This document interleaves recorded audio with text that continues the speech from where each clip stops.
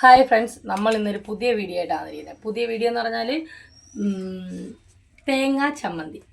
തേങ്ങ തിരുമ്മി എടുത്തിട്ട് ഉള്ളിയും കൂടെ പൊളിച്ച് വൃത്തിയാക്കി ഇഞ്ചിയും ചിരണ്ടി എടുത്ത് മാങ്ങ നല്ലോണം ചെത്തി, ഇപ്പം മാങ്ങയുടെ സീസണല്ലേ, നല്ല പച്ച മാങ്ങയാണ്. ഇതെല്ലാം കൂടെ വെച്ചിട്ട് നമ്മൾ തേങ്ങ ചമ്മന്തി, തേങ്ങയും മാങ്ങയും കൂടെ വെച്ച് ചമ്മന്തി അരയ്ക്കാൻ പോകും. എന്നിട്ട് ചോറിൻ്റെ കൂടെ തൈരുമായിട്ട് കഴിക്കാനാണ്. ഇപ്പം നമ്മൾ തേങ്ങ തിരുമുന്നതെന്ന് പറഞ്ഞാൽ സാധാരണ ചിരവയുണ്ടല്ലോ, നമ്മൾ ഇപ്പം വീടുകളിലൊക്കെ ആണെങ്കിൽ ഇങ്ങനെ നമ്മൾ സൈഡിൽ സ്ലാബയിൽ പിടിപ്പിക്കുന്നത് അതല്ല, ഇത് പഴയ രീതിയിലുള്ള ചിരവ. പണ്ടത്തെ അമ്മമാരൊക്കെ ഇരുന്ന് ചിരണ്ടുന്ന ചിരവയില്ലേ, അപ്പോൾ ഇതുണ്ടോ തേങ്ങ ഞങ്ങൾ തിരുമ്മി എടുത്തിട്ടുണ്ട്. ഇങ്ങനെ ഇങ്ങനെ എടുക്കുന്നു. മറ്റേ നമുക്ക് ഇപ്പൊക്കെ ഇരുന്ന് തിരുമാനൊക്കെ എല്ലാവർക്കും മടിയല്ലേ, അപ്പം നമ്മൾ തേങ്ങ ഇത്രയും തിരുമ്മി എടുത്തപ്പോഴാണ് എന്നാൽ വീഡിയോ ഇടാമെന്ന് വിചാരിച്ചത്. അപ്പോൾ ഇതിൻ്റെ കൂടി ഇനി ഇത് ഉള്ളിയും ഇഞ്ചിയും പച്ചമുളകും എല്ലാം വൃത്തിയാക്കി എടുക്കണം. എന്നിട്ട് നമ്മൾ ഉപ്പും മുളക് പൊടിയും കൂടെ ചേർത്തിട്ടാണ് നമ്മൾ ചമ്മന്തി അരയ്ക്കാൻ പോകുന്നത്. അപ്പം നമുക്ക് ഇത് വൃത്തിയാക്കി എടുത്തുകൊണ്ട് വന്നിട്ട് നമുക്ക് ചമ്മന്തി അരയ്ക്കാം. പിന്നെ നമുക്ക് ഈ തേങ്ങ ഒന്ന് ഒതുക്കി വയ്ക്കാവേ, കേട്ടോ, ഇങ്ങനെ ഒന്ന് ഒതുക്കി വയ്ക്കാം.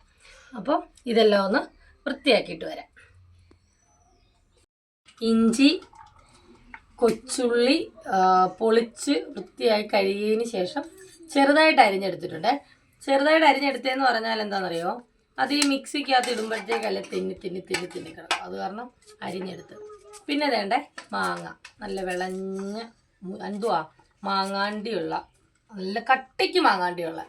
ഈ മാങ്ങാണ്ടിയുള്ള മാങ്ങ എന്നൊക്കെ പറഞ്ഞ് വീഡിയോ ഇടുമ്പോൾ ചിലർ ചോദിക്കും പിന്നെ മാങ്ങാണ്ടി ഇല്ലാതാണോ മാങ്ങ ഉണ്ടാവുന്നതെന്ന്. അതുകൊണ്ടല്ല ഞാൻ പറഞ്ഞ നല്ല കട്ടിക്കുള്ള മാങ്ങാണ്ടിയാണേ. അപ്പോൾ മാങ്ങാണ്ടിയായി നല്ല മാങ്ങാണ്ടിയൊക്കെ ചപ്പി തിന്നത്തില്ലേ, ആ പരുവത്തിൽ മാങ്ങാണ്ടി. പക്ഷെ വിളഞ്ഞിട്ടില്ല കേട്ടോ, പക്ഷെ ഭയങ്കര പുളിയാണ് ഈ മാങ്ങയ്ക്ക്. അപ്പോൾ അതേണ്ടേ മാങ്ങ ചമ്മന്തിക്കുള്ള സംഭവമൊക്കെ ഉണ്ട്. ഇനി ഇതിനകത്തോട്ട് നമുക്ക് ഉപ്പിടണമെങ്കിൽ ഒരു കണക്കിനിടാമല്ലോ, സ്പൂൺ ഇതിനകത്ത് ഇട്ടായിരുന്നു, ഇപ്പോൾ അത് കാണുന്നില്ല. ഉപ്പ്, പുളിയുള്ള മാങ്ങയാകുമ്പോൾ ഉപ്പ് ഇച്ചിരി ഏറെ ഇട്ടോ, ഉപ്പ് വേണ്ട. ഇനി അതിനകത്തോട്ട് കുറച്ച് മുളക് വറ്റൽ മുളകായിരുന്നെങ്കിൽ നല്ലതായിരുന്നു, പക്ഷെ വറ്റൽ മുളക് ഇല്ല. ഇത് കാശ്മീരി ചില്ലിയാണേ. അപ്പം കാശ്മീരി ചില്ലി എന്ന് പറഞ്ഞാൽ നല്ല കാശ്മീരി ചില്ലി, അപ്പം അത് കാരണം ഭയങ്കര കളറായിരിക്കും അരച്ച് വരുമ്പോൾ. ഞാൻ കുറച്ച് ഇടുന്നത് വറ്റൽ മുളകാണെങ്കിൽ നല്ല സൂപ്പറായിരുന്നു, ഞാൻ ഇച്ചിരി ടേസ്റ്റ് കിട്ടിയാണ്. അപ്പോൾ നമുക്ക് ഇതെല്ലാം കൂടെ ഒന്ന് കൂട്ടി അരച്ചിട്ട് വരാം. ഒരു മിക്സിയുടെ ജാറിലോട്ട് ഇതാക്കണ്ട. മാങ്ങ ആദ്യമേ ഇട്ട് അരയ്ക്കുകയാണേ. മാങ്ങയിട്ട് അരയ്ക്കണം, ഇല്ലെങ്കിൽ അത് ഇതുപോലെ അടക്കും. ഞാൻ ആ കൂട്ടത്തിൽ ചുമന്നുള്ളിയും കൂടെ അങ്ങിടുക. അപ്പം ഇത് ഒന്ന് ചതച്ചെടുത്തിട്ട് വരാം. മാങ്ങ അരഞ്ഞിട്ടുണ്ട്, അതിൻ്റെ കൂടെ ചുമന്നുള്ളിയും കൂടെ അരഞ്ഞതുകൊണ്ടാണ് ആ കളറ്. നമുക്കിനി തേങ്ങയും ഇഞ്ചി ഉപ്പും മുളക് പൊടിയും കൂടി ഇട്ട് അരച്ചെടുക്കാം തേങ്ങ ചമ്മന്തി. ഇനി നമുക്കിത് മിക്സിയിൽ നിന്ന് എടുത്ത് ഉരുട്ടി ഒരു കുഴക്കട്ടയുടെ വലിപ്പത്തിലാക്കി നമുക്ക് പ്ലേറ്റിൽ വയ്ക്കാം.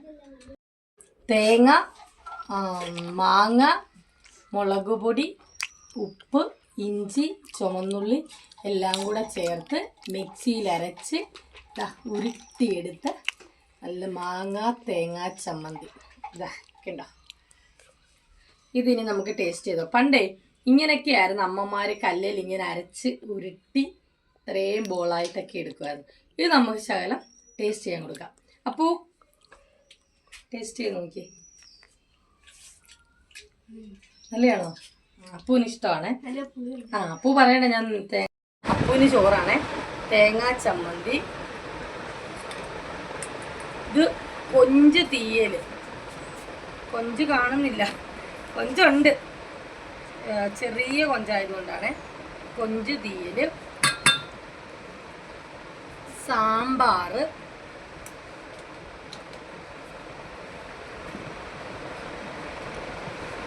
ഇത് ഉള്ളി വഴറ്റിയത്. ഇന്നത്തെ ഉച്ചയൂണാണ് ഇതേ. അതിനകത്ത് ഏറ്റവും നന്നായി ഇഷ്ടപ്പെട്ടത് തേങ്ങാ ചമ്മന്തിയാണ്. തേങ്ങാ ചമ്മന്തി ഉണ്ടെങ്കിൽ കുറേ ചോറുണ്ടോ എന്നാണ് പറയുന്നത്. അപ്പോൾ നമുക്ക് കുഴച്ച് കഴിക്കാം. അപ്പോൾ പുതിയൊരു വീഡിയോ ആയിട്ട് ഇനി അടുത്ത ദിവസം വരുന്നതായിരിക്കും. അപ്പോൾ ബൈ.